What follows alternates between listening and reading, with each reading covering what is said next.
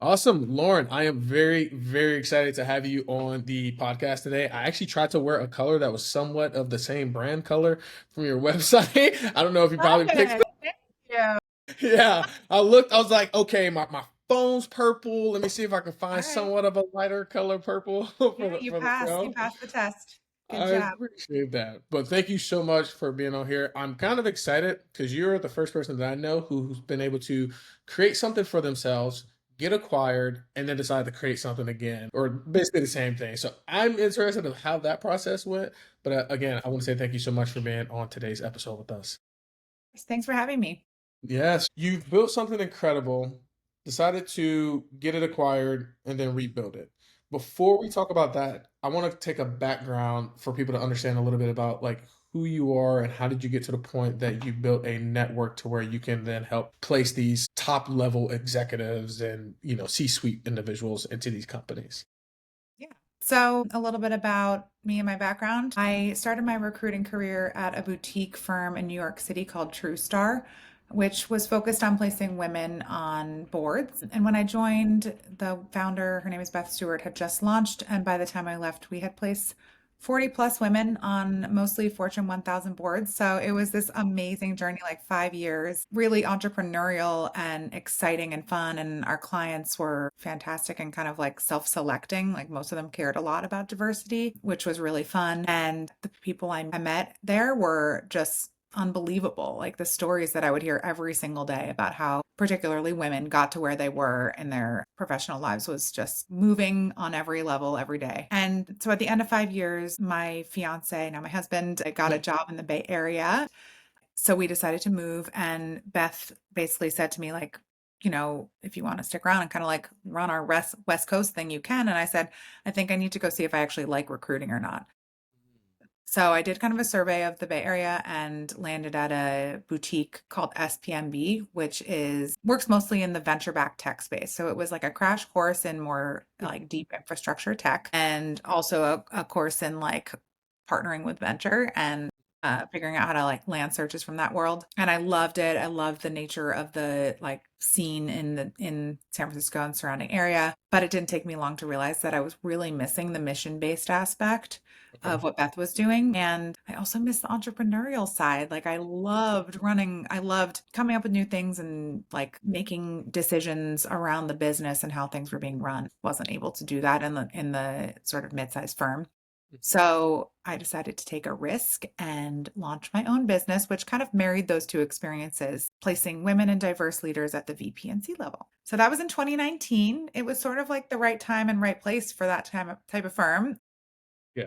Despite the kind of scary moment at the beginning of the pandemic, we crushed in 2020 and 2021. I mean, everyone was talking about diversity. And so it was like really, really the right time to be doing it. And then towards the end of 2021, so we'd been running for about 3 years, we got a call from ZRG, which is a private equity backed talent consultancy. So they started an executive search, and then while I was there, kind of acquired a bunch of different businesses that do lots of other things besides executive search. Like they have an RPO business, an interim business, and all kinds of different things. So Larry Hartman, the CEO at ZRG, is really good at what he does. And he basically sold me on what they were building. It's a fantastic firm. And so went there with my team, and we were part of a group that was sort of just getting pulled together. Lisa Hooker led the tech team. She still leads the tech team. And so a really fun time to be there, kind of building out that practice with them. And after 2 years,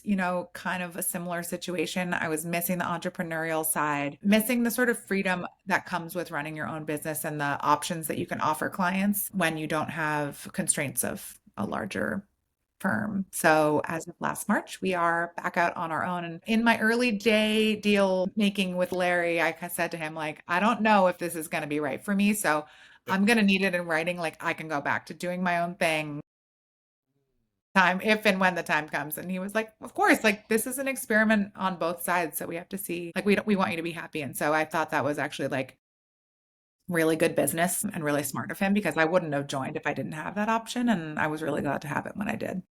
First of all, that was a smart move. Second of all, I give you your flowers while you're still here because that is very, very impressive. It's nice that you were able to kind of take the risk. I wear a bracelet. I've been wearing the same bracelet for probably 2.5 years. I haven't taken it off. It says only those who risk are free. So the fact that you made that comment, and I feel like most entrepreneurs, they typically come across that state where it's like, okay, I got to take a risk. I got to take a leap of faith. We're just going to do it. But I feel like most people in these kind of predicaments, their risk management or their risk tolerance is just a lot higher than most, which Yes. then gives you the opportunity to, enjoy the fruits of your labor Yeah. when the And time sometimes it comes. doesn't work. I mean, there have been Yeah. lots of times I've taken risks that like completely flopped and, whatever, you win some, you lose some. But I think the risk of launching my own business was largely due to the encouragement of my husband, who had a full-time job and insurance and all of those things. I was kind of like, Safety was taken care of. It was yeah, good. like I could fall back Correct. on that like really like sturdy ground. And the other thing was like we didn't have kids and we didn't have a mortgage. And he was like, if you don't do it now, like you're Neither. not going to do it later. He was totally right. Like now I have kids and a mortgage and I'm like, I at least I know what I'm doing when I That's take true. risks. I like that. Yeah, that's where I'm at specifically as well. And it's funny because my mom says that same thing to myself. I'm not like 18 or anything. I'm about to turn 30, but she says the same thing. She's like, "Do it now because once other people are involved, whether that's your It's partner, very complicated. Yeah, I was 30 yeah, when I launched my business. say okay, makes Yep. sense. We're right Yep. around there." That's the age. That's the age.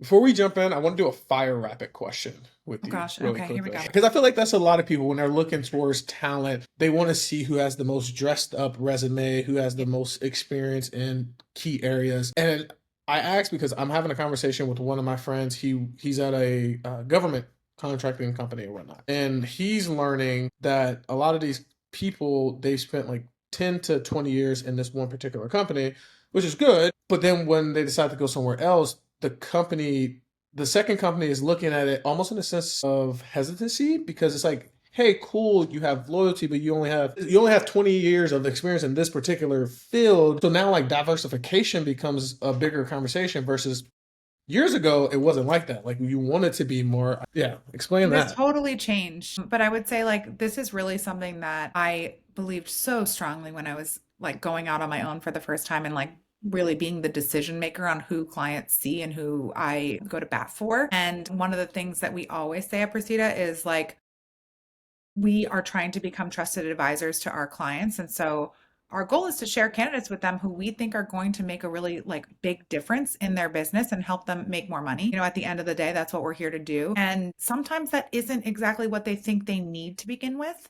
So we're often pushing back on parts of the specifications that they come to the initial conversation with, but also like years of experience really often doesn't have anything to do with like hunger and Correct. like drive to grow things and like how much you're going to be putting how much like blood sweat and tears you're going to be putting into Hmm. the work that you're doing. So like fit with the team I would say is like far and away more important than experience.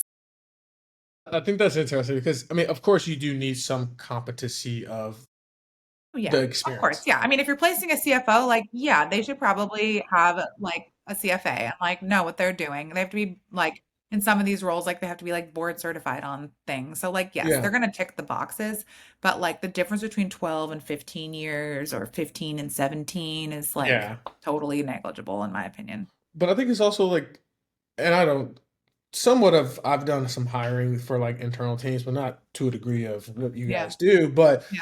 it's the difference between like, hey, cool, you have years of experience, but what did you do in those years? Right. Yeah. You could So sit it's around like, for a while. yeah, like what, like look, honestly. So it's like I think it's interesting because I'm looking to specifically bring potentially someone on as well, and I'm like, I don't care if you've been doing it for 5 years. What did you do in those 5 years? Awesome. And if you've been doing it for two, but you did a lot in those 2 years, that's great. Come on Exactly. board. We'll figure this out. But I feel like to a degree that you're not just solving for what's on the paper, you're solving issues throughout the whole journey of that Yeah, like company, right? laterally. We try to think laterally Laterally. across the business and like strategically and more broadly.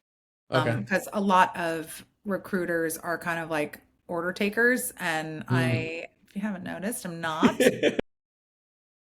So like and my goal is to like help the clients win. Like that's why they come back to us. And like our business is built on Mhm. returning clients. Yeah, you have high percentages. I don't know if you want to flex that. When I saw it, I was just like, that's impressive. Yeah, a good majority of our clients come back for a second or third search. And like over the past couple of years, it's been like almost 100%, if not 90. So yeah, that I mean, I think it definitely speaks volumes about the work that we can get done, but it also is about like it's to your point, like in what your podcast like you want your listeners to learn about. It's like if you can make yourself sticky, then like Yes. that's really what your goal is as you're growing your business. Okay. So what I'm hearing is time does play a huge part, but it's relative based on the experience and what you do with the experience in that time. Okay. Awesome. Second question. Hiring for culture fit is more important than skill set. Yeah, okay. So I just said I think culture fit and like fit with the team is different than culture fit. Yes. So like part of what we do is focus on diversity, and diversity can mean different things in different places. So culture fit can get sticky if your culture means everyone looks and feels exactly like the CEO or whoever the like hiring manager is. So I try to be careful of this, but fit with the team and like philosophical background is Yeah. really, like if it's a team that like turns like closes their laptops at 5 p.m. every night because like they have young kids or they like to go biking or whatever, and then everyone checks back in at 8 and that's like an accepted culture versus a team that works 24 hours a day and like it's expected that you answer at all times. Like those are two really different situations, and like you have to be okay with whatever the situation is where you're going. So like that's what I mean when I say fit with like philosophically, like timing wise, like how you work and when you work. Those things Right. are incredibly important. And also like how often you're in an office or not and what the office is like. These are things that are kind of like seem sort of like soft and logistical, but like actually Yeah, are I like, know. yeah, and like people leave jobs because they're like, I don't feel like driving to Conshohocken every day, like whatever it I've is. So, been there before, so but I like know what you just kind of mean. drive from the city, or from way out in the suburbs or wherever you live. So yeah. Okay, gotcha. Do you find that sometimes that cultural fit or what's quote unquote expected in that organization, because you're dealing with not just a regular person, like an entry level, intermediate, which most of the time they're like, hey, I'll take what I can to get my Yeah. feet wet to do what's needed. But when you're dealing with these higher level of individuals and getting in place, how do you find it that it's typically more crucial that these cultural slash team elements are more important than I would say people that's just getting their feet wet, or not feet wet, but starting in a lower level?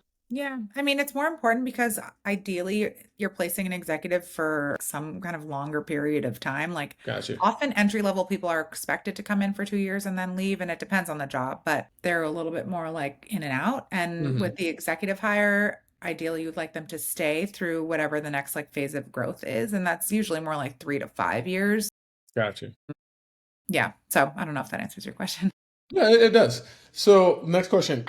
Diversity hiring lowers the talent bar. Come on. You know what I I'm going to just say to this.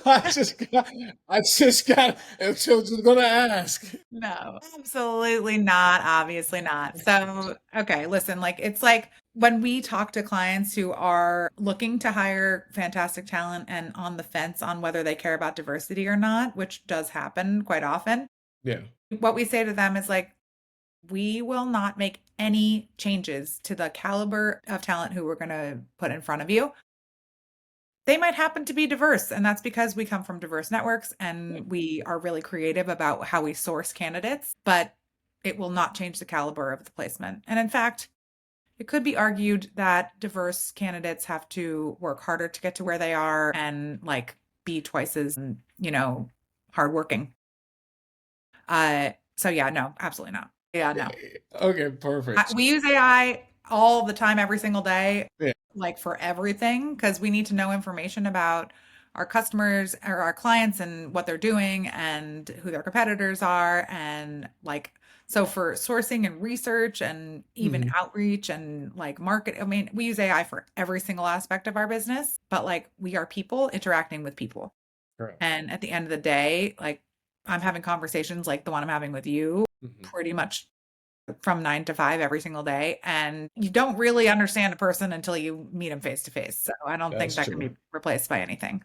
Yeah, I like that because there's only so much, and maybe technology just hasn't got to that point yet, but there's only so much that you can get from reading paper, black and white, Yeah. versus the tonality and the expressions of these individuals that you're speaking with. Now, that being said, you've been able, a lot of people struggle to even make friends, to then even make like connections with people in work. You've been able to cultivate a very wide network of people, and that's like one of the biggest value adds that you have like in your business. How did you develop? I feel like a lot of people have a hard time developing that skill set of networking and just building relationships and connections. But your ability to do that in your business has been a great lever to then be able to place people correctly. Was that something like naturally that you already had, or was that something developed from being in other places? Yeah, so it was funny because I started my career off at a PR firm, absolutely wonderful place. I love them. I learned everything about how to work in business there, but PR was not my calling. Like the Okay, actual motion of what we were doing, what wasn't like speaking to me. gotcha. When I first started in recruiting, didn't it literally did not feel like a job because it was so fun. Mm. I'm probably the most extroverted person you've ever met in your life. Like when I go to a cocktail party, I come home and like have to like spend an hour unwinding because I'm so hyper after I'm in a room of people. I really like meeting and talking to new people. Mhm. Great, because I spend every single day doing that. And I also really like thinking about how different puzzle pieces fit together. And that's really what we're doing. It's like corporate matchmaking. And yes, I've been I doing that like that. since forever. My whole life I've been doing that too. So yes. Fair enough. I like that. And I have found that people who do have those particular traits, that they're just a lot more curious when it comes to people, Yeah. which is good because I feel like you have to, because you're not, again, it's not just reading from the script. It's like, no, no, no, I got to actually understand who you are. What do you want? What's your needs Yeah. for this whole equation to work? So it's like, if you're not curious and you're in this field, it sounds like it might be a little tough. Yeah, that's not the right fit. I mean, yeah, I can tell you that wouldn't be a good fit. Yeah. But yeah, I mean, and I like probably to a fault. Like I'm like a little nosy. I like to know about Yeah. people and what they do and how they got to what they're doing. And yeah. Okay. So I guess that makes me a good recruiter, but yeah. Yeah. How is that saying? So, reason I asked this particular question, I come from a coaching background, like from personal training to then high performance to sales coaching. And then a lot of the times when I'm speaking to like friends or family, they're like, Jay, I need to ask you a question, but I don't need Coach Jay. I just need like my friend Yes. Jay. Do Yes. you feel like you have that same element? Yes, although it's the opposite. People are like, "All right, I need you to like look at this like a recruiter because like I know you like Okay. me, but like is this resume okay?" You know? So I go it goes both ways. Fair. Okay. I thought so, but interesting. Now, what I love is you guys specifically focus on, I like to call them high caliber individuals. Was that something already? I know you had experience going from, working in these different agencies, but do you prefer to work at that caliber, or is it something that because you just more been around that this is now your bread and butter? You mean Because I like, know so like that C-suite level oh individuals. yeah. Because I know some people that love working with the entry level. Yeah. Well, it's sort of like you are who you've worked with in the past. And so I Fair started enough. at in like Okay. board search. And so like kind of worked down from there. Yeah. I think what I like about focusing at the VP and C level is that clients are really like all in on focusing on the search. They really care about that placement. They're really, really, really invested in it. And we have their attention, which can be more difficult when you get to mid or lower. And it's also a much lower volume of candidates. Yeah. So we go in really deep on a handful of candidates rather than sending like 200 resumes over or something like that. Like we typically have like 20 to maybe 30 candidates total in a search.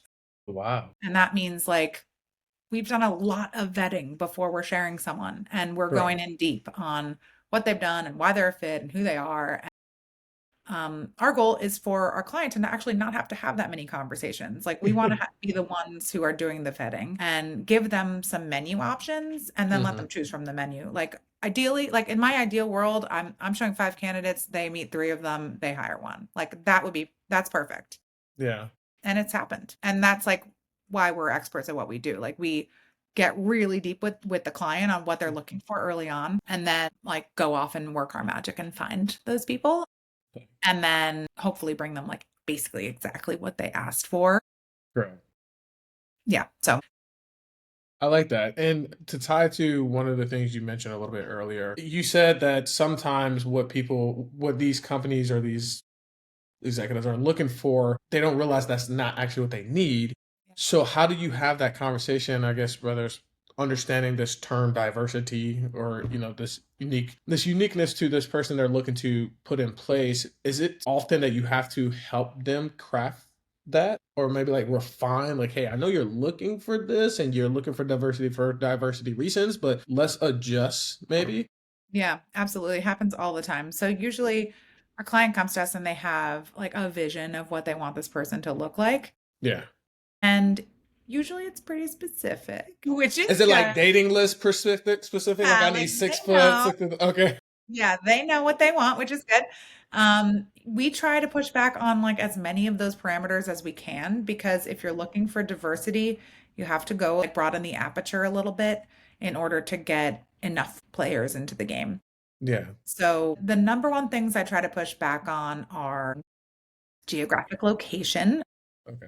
Yes, you want this person to be in the office 2 to 3 days a week. Does that mean that they have to live in Washington, D.C.? Not necessarily. Like they could be coming from, there's like actually a ton of like people in the surrounding area who could be a fit and maybe they only come in one day a week because it's kind of far. Yeah. Like so pushing back on those kinds of things are what happened in our first like our kickoff conversation. Geographic location, it's years of experience every single time I'm pushing on that one. And also, even if they say, like, we definitely want someone with 15, like, I will probably end up presenting a candidate who has 12 and explaining why I think they're still worth a conversation. Even like the list that we come up with, usually by the end of that kickoff call, is 5 or so must haves and 2 or 3 nice to haves. And most candidates we share will have about 4 of the 5 must haves. And then we like make a case for them, you know? Yeah. Now I'm curious. Do you think this list or maybe these specifics, right? 15 years versus 12 years, is it a control factor? Is it more their tolerance to risk so they're like looking for insurance of, hey, I know if you spent 15 years, you must know what you're talking about versus Yeah. the 12. Like what psychologically goes through the mind of My God. I know, sorry, my bad. I don't know, but I can say like I think a lot of my clients are more senior and were like put through similar gauntlets and like they had to Okay. wait and the world has kind of changed and so a big part of what I'm doing is like educating on why and how things have changed and Hmm. why it like doesn't matter as much for this particular role or whatever. Got you. And I'm happy you said that, and that's going to tie into one of the next questions. A lot of big firms are saying that you don't need quote unquote a college degree, right? Like the Ivy League schools. Do you still see at that high level that it is still of an importance for people, Yeah. or is it like more of the application still, or now the application of the experience that they have and what they've done with? Pretty sure it's a combination of both, but I can imagine at that level they still do care about that foundation of the school you went to. The way that executives talk about education still is yeah, it's a lot and Okay. they do care pretty much Okay. So across the board.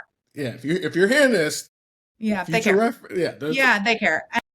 And that it's sort of changed, especially in like corporate roles. Like, do you have an MBA or not? Depending on the size of the company, maybe a little less important than it was 15 years ago, yeah. says the person who does not have an MBA.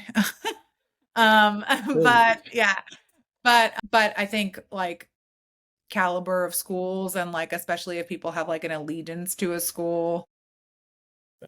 that can definitely come into play. I mean, it's like preconceived notions of people. Yeah. Have you ever watched the TV? I love this TV show. It's crazy that I'm even talking about this. Have you ever seen the TV show Suits? Okay, I figured you did. Just kidding. Yeah. So that's what comes to mind, where it's like we only hire people Yes, from it is our. that. And by the end, I don't know if you watched the whole thing through, Of but by the course, I'm end, watching the new yeah. one too.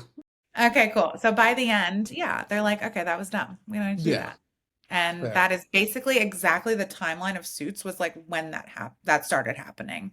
I Really feel like makes around I don't sense. remember when Suits ended, like maybe 2013 or something. Like that was around when things were starting to Correct. change, I would say. Fair enough. Now, this might seem a little controversial, or not really controversial, but do you feel that a lot of these leaders and companies, when they're looking for diversity, are they doing it because like the public needs them to be diverse, or is it genuinely they want diversity? Because I think there's a play or not a play. I think there's a aspect to where it's like, hey, we need to satisfy the social norms versus no, we actually need to solve this problem Yeah. or not even solve a problem. We just want this as a solution. Yeah. And it Um, might be sensitive, but go ahead. yeah, of course. No, I think it varies. Yeah. And particularly in 2020, when this was like really top of mind, I saw a lot more people coming to me like, all right, I got to do this. Come on, like, show me how to do it Mm, with like a bit of an eye roll. And fine by me, I'm still going to get them a great candidate. yeah. So, like, I don't really care what your motivation is. So, like, it's going to work out. But in general, the majority of the clients that I partner with really care Yeah. and have seen like the business case for diversity on their teams, have seen in action and understand the business case. And like, there's about 1 billion studies on this. Like, diverse teams perform better, period. That's just the truth. So, usually they're doing it because they know that it makes sense for their bottom line. And I think that diversity, like I said, means different things in different places. And so in that kickoff conversation, we're also talking about what it means and how we're like, how we're going to assess for it Yeah. when we're meeting with candidates. I like that. Okay. That makes a lot more sense. And I think nowadays it's more normalized, I guess, as Yeah. we're I just kind mean, of changing. It's yeah. so, Everything has changed in the last 5 years on the subject of yeah. diversity. And like now we're in this new kind of like strange moment. But I think it's going to be fine because like at the end of the day, like we're looking for great talent and that's who we place and Yeah. people know that about us. So I like that. And you have the process, you have the placement, you have the prospects themselves. Walk us through kind of, I mean, you kind of touched on it of being able to identify first these criterias for people. Typically, when people are reaching out towards you, what is the ideal like client that you guys like to work with? yeah. So we do, I mean, we spend a lot of our time, I spend a lot of my time meeting potential clients and Yeah. like trying to land new work. So we partner a lot with private equity and venture capital firms. So we partner with those firms who have like a portfolio of companies that might potentially have hiring needs. So, like when you meet a CEO, they have 4 or 5 or maybe 7 people on their executive team. And so like that's limited to whatever their team is. But like when you meet someone who works in talent or a partner at a private equity firm, they have maybe 50 portfolio companies with 7 or 8 executive roles. You know what I mean? So like it's a little bit more meaningful for us to partner with those people who have a lot of opportunities Of course. that they're working on. And our ideal client has really changed over the years because we've tried to sort of ebb and flow with the market. When I first launched, I was doing only work in venture-backed tech, and now it is like way broader than that. We've moved into like healthcare and like a little bit of life Okay. sciences and sort of the intersection of health and tech and med device. And so industry wise, we've really broadened the aperture. Like you said at the beginning of the conversation, if you're like entrepreneurial, you have to, you know, Correct. duck and dive around what's going on in the market. 2022 was a tough year for the tech world, particularly the venture-backed tech world. So starting then I was like, all right, well, let's just kind of see what else there is. Yeah. And the fact that I was at ZRG during that time was really wonderful because I was able to jump in on projects with other partners who that I probably wouldn't have been able to do if I had been on my own during that time. So, yeah, we work with a broad array of clients. Usually they have like a pretty established product market fit. Like they have to be generating some type of revenue really Right. to be able to like put in the time and money that it takes to do a true executive search. And usually we get hired at an inflection point for the company. Like they are planning to go public, they are planning to sell, they are planning to make some large acquisitions, and they need a different leader for that next phase of growth. So, like, Okay. we've grown from 0 to 150 million. Now we want to grow from 150 to 500, and we need a different type of leader for that next phase. Yeah, that makes sense. I mean, it reminds me of the saying of like, what got you here won't get you there Yeah, my concept. man And Marshall. we kind of talked about AI. So now we're going to talk a little bit about that. I don't think AI will replace people. I do think that AI will make it a little bit easier and efficient for people to do what they're necessary to do. Yes. Right. Especially for this space, you still need that human interaction as well, especially if we're talking about the longevity and these certain levels of people you're working with. How have you seen AI change your industry so far for the better? Or I don't say it's for the worse, it's just different, but for the better or different. I mean, when I started in recruiting, no one even had, like, a lot of my candidates didn't have a LinkedIn. No. So, like, tech has changed things for sure. And that was not that long ago. I mean, it was like less than 15 years ago. Yeah. And I was like literally like figuring out people's phone numbers and calling them. Still do that, by the way. But I would say the biggest change that AI has had thus far in recruiting is like outreach and getting in front of candidates because you can automate all of that Yeah. now. Very different in terms of the inbound that I'm sure people see in their LinkedIn and email inboxes about opportunities. Like I know like from friends and family that they like get a lot more than they used to, probably because it's like way easier to just like put together a Yeah. campaign and outreach quickly. Yeah. I get like So 2 to 3 every day. And I'm just yes, like, exactly. And that's like I'm very, not looking. I'm good. yeah, exactly. And there's like no way to really like say that. Correct. Anyways, that'll all like definitely evolve over the next Yeah. couple of years, I think, because it's like gotten to be this like really high traffic situation. And that is also like, I think something that sets Precita apart. Like we reach out to people with kind of an interesting pitch, which is like, we are, hi, like not a robot. And, we want to get to know you. And we work on searches like this all the time. Yeah. And like, maybe we could help you land in your next role, or maybe if you're hiring for your team, like it's kind of like a broader conversation a lot of the time. So, I like that. And for you guys, is I'm going to guess there's a part of where you have candidates that are currently right now looking, and then you have some to where it's like, hey, we probably don't need it now, but we want to have a conversation because we know in the next 6 months or a year we will need this. yeah. So And how it's much so of that niche. future? Yeah, I'm about to say It's that's what so I niche figured. what each client needs. So I just like to get to know pretty much anyone because there's a chance I might need that type of profile at some point. So I usually say yes to any conversation. That's also like what I always tell my candidates to do. I'm like, you never know That's where it's true. going to lead. And it could lead to new project work, or it could lead to just getting to know someone who you could get a coffee with, as a friend, or it could lead to a placement in 2 or 3 or 5 years. And so I'm all about, like, as you said earlier, expanding the network and meeting with potential candidates. But I also can't spend all of my time doing that because Correct. obviously there's lots of other things that have to happen to continue the ball rolling for the actual like execution of work we're doing. So I try to like set aside a good like an hour or two at least each week to meet with sort of opportunity candidates, as I would call them. I like that. Now, we just to if you're listening to this right now, it's the beginning of March 2025. You restarted this business. What's the future? Like, what's different between like what you did the first time, what you're doing this time? Because I feel like a lot of people they don't come back to this to where they're like, hey, we're gonna restart again. Or I feel like if you do have that entrepreneurial itch, it's going to be hard for you to not do nothing or just work with someone else. Yep. Because you've done it again, you're currently doing it. What's the difference, and two, what's the future vision for the Yeah. company? It's a good question. And I can't believe it's been a year, actually. That is crazy. I didn't even like really put that together Time until you just flies said when you're that. having. My bad. My bad. Yeah, I mean, I've been saying last March for the last year, but now it's been a year. So I think the big difference in the restart is probably we're leaner and meaner this time.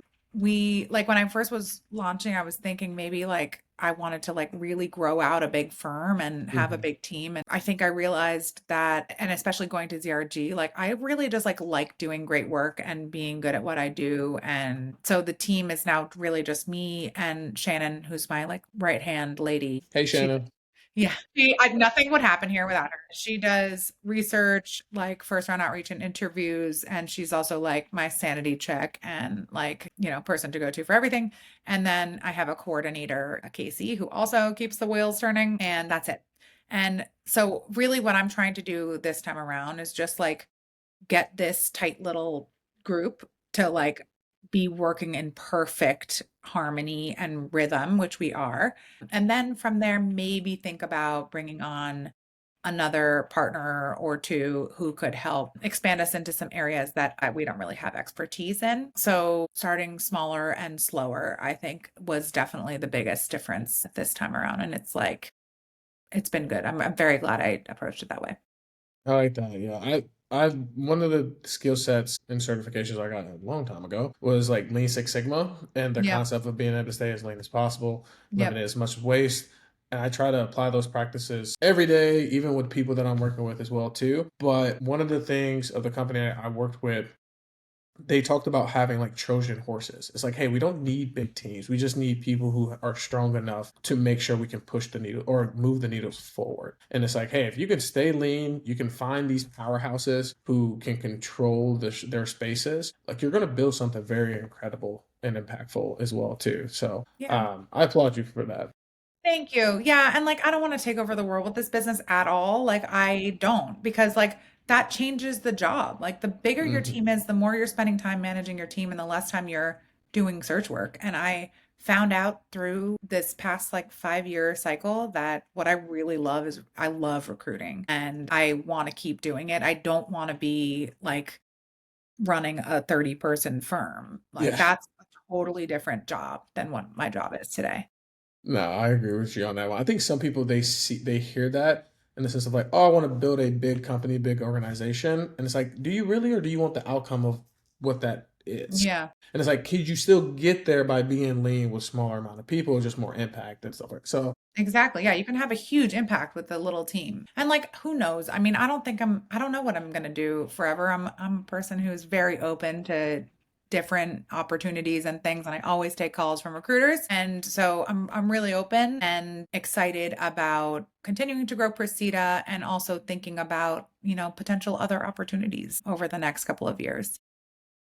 Now, for professionals who want to step into leadership roles, like they're getting to that point of C-suite, how do they really stand out amongst the crowd, I guess, Yeah. per se?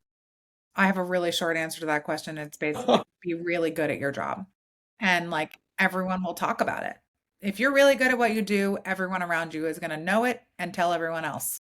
And that's how you get promoted. That's how you get to the next level. Like, it's undeniable if you're really good at what you do that you're going to move forward. So, like, I'm not saying like put your head down and like get it done, but I'm saying like the more you can focus on like being the best at what you do, Yeah.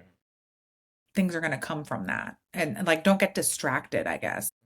Yeah, I had a kind of like a mentor slash friend.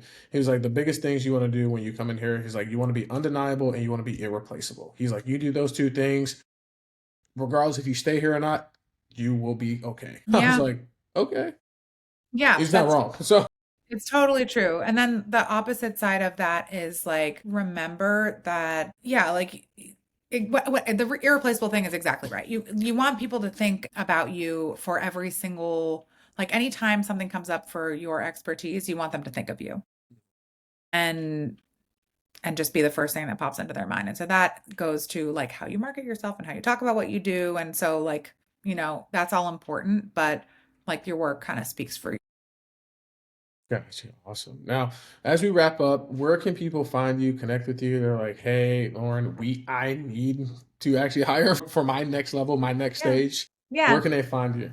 I'm on LinkedIn. That's my home base. We have a website, precitaplacements.com. But definitely follow us on LinkedIn. We post a lot and have grown a pretty awesome community there. So that's really where we hang out. And our company is InfoProfits. So being able to take insights, monetize from it. I want to ask you, what is one piece of insight you feel that people can take action on right now that's listening? I mean, we dropped a lot of different gems, talked about a lot of different things, but if you had to leave your piece of insight, regardless if it's in recruiting, placement, what would that be? Great companies are built by great people.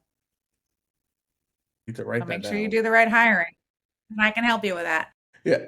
Bam, mic drop. There we go. Awesome. Well, thank you so much, Lauren, for being on the show. I appreciate it. Until next time, guys. Thank you. Talk soon.